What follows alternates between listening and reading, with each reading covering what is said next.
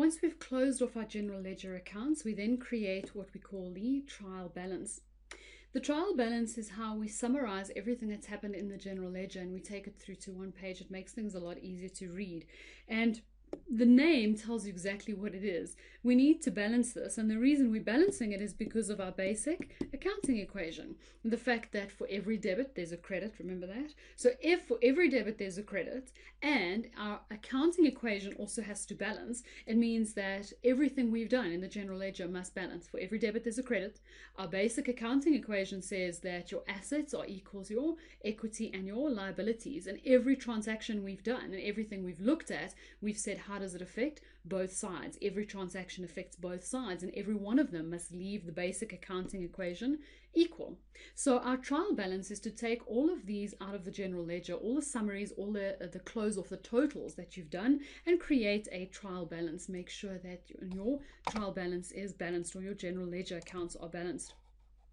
So if you think about all the entries you've made in the general ledger, all of your transactions should have a debit and a credit, and every accounting or every transaction should affect the basic accounting equation in the correct way. Debit this, credit that. This increases assets and increases this, or decreases that. So everything we've done, we always, at every transaction, we ask ourselves, how does this affect the basic accounting equation, and what are the debits and credits for this? If all your numbers are entered properly and accurately, and all your accounts are closed off correctly, it should mean that your items on the debit and your items on the credit are exactly the same, and this is what our trial balance is created to do. So if you think about that example that I gave you, Tim's garden service, there was a huge amount of transactions in the general ledger. There was a lot of general ledger accounts, and there were a lot of things to total off. What we now need to get to a point is identify whether or not all our debits and credits match. So if all of them do have a debit, if every debit has a credit, if you've done them properly, then they should be the same. They should balance. So if we take a look at an example, remember our example we did from our closing off, we have the same transaction. He paid 500 Rand, or Tim paid 500 Rand for stationery. He was paid 1,200 for sales, and he paid 350 Rand for paper and stationery. So this is what those transactions look like, although you'll remember mine was a lot messier than that. So his stationery, he had two transactions on the 2nd and the 25th for 500 and 350, which gives us a total of 850. Sales, we credit for 1,200, was in the 2nd of March, which gives us a balance of 1,200. And your bank account, if you remember, we looked at this, and again, mine was a lot more rough than this, in terms of how to do our closing off. You add both of your sides up, comes to 1,200 is the highest, subtract the lower amount, gives you 350, and we carry down and we bring down a balance of 350. This means that my totals on my accounts, my stationery, my expense is 850 on the debit side, my sales is 1,200 on the credit side, and my bank is 350 on the debit side. Now with just these three transactions, pay close attention here. For every debit, there's a credit, right? So we've got to make sure, and we did this at every single point, that for every debit, there's a credit. So our first transaction, okay, the 500 Rand at the bank, number one, is it in the bank? Yes, it is in the bank. There it is, number one. Debit, credit, and both of them are 500. Your second one was your sales. So we've got 1,200 was our second transaction. For every credit, there must also be a debit. Let's go find the debit. There it is, 1,200.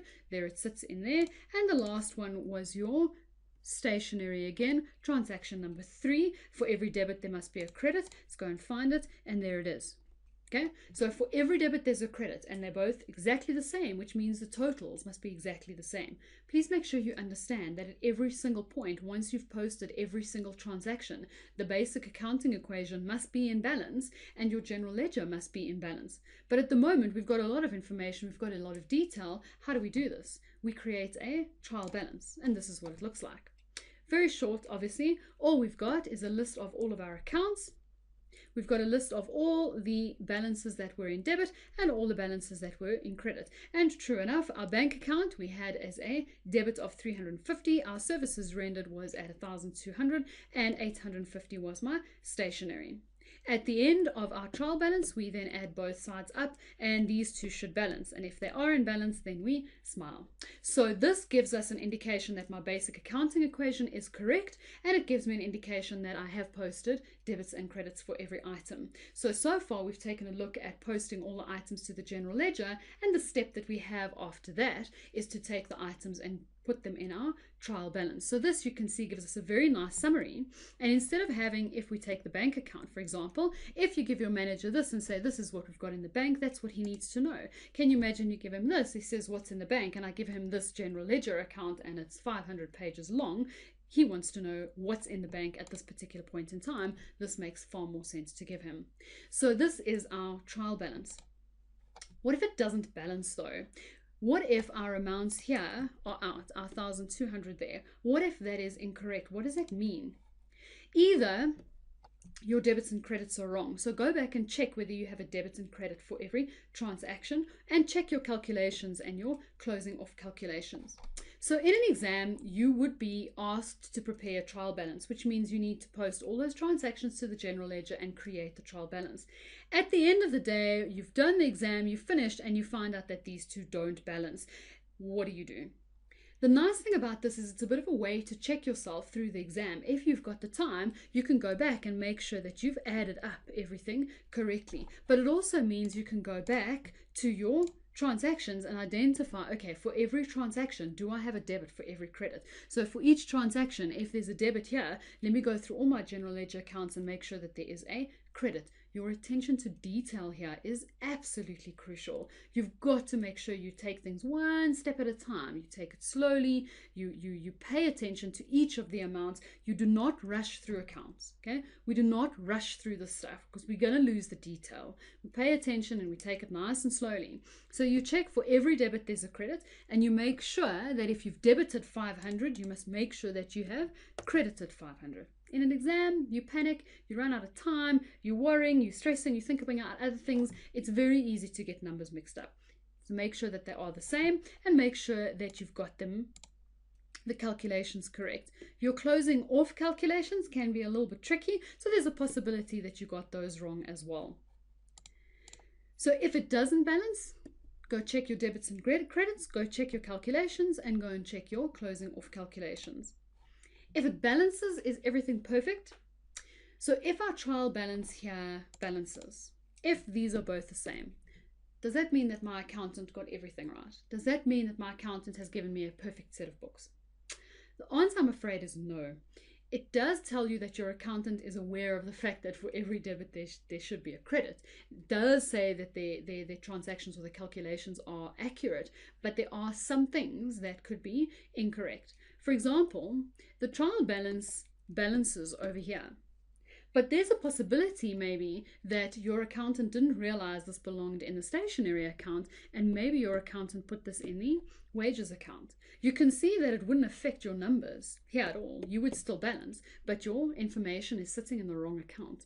So that could be a little bit of a problem. If your trial balance is in balance, it doesn't actually give an indication of whether or not they are sitting in the right accounts. There is also a possibility that a transaction has been left off entirely. We know that for every debit there is a credit, but if you left the debit off and you left the credit off, it means that there's nothing in there. So transactions that have been omitted or forgotten about won't be there either. So if you did create a debit for every credit, but you used the wrong account, it's not going to be told in the general ledger, or the trial balance is not going to tell you that.